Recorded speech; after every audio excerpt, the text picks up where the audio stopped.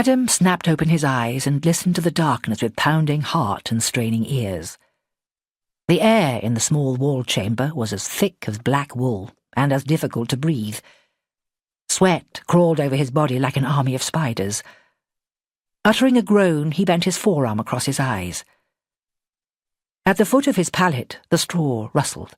"Sire?" his squire said anxiously, and Adam heard the youth fumbling about for tinder and flint, then striking a spark on some shavings and lighting the candle.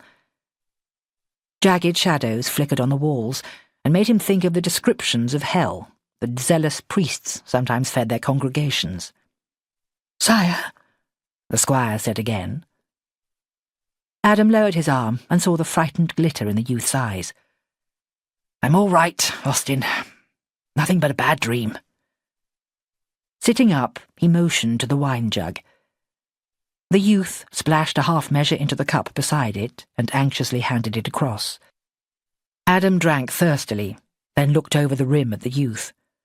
"Oh, in God's name, stop staring at me like that. I'm all right.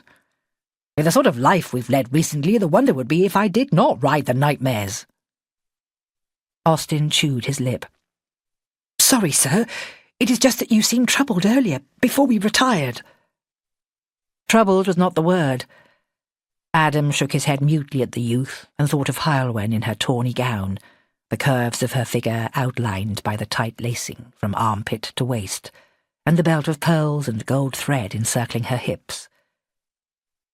He had been hard-pressed to keep his eyes on his meal and his thoughts upon what people were saying to him.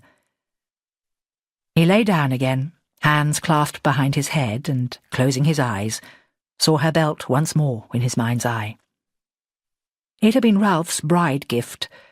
Ralph, whose taste in trinkets, horses and women had never been less than impeccable. Sleep had flown. His mind blew hither and yon like a bird on a storm wind. The stiff linen sheet scratched his skin. The boy's anxiety was tangible and stifling, and he began to wish he'd made him sleep below with the other men of the escort.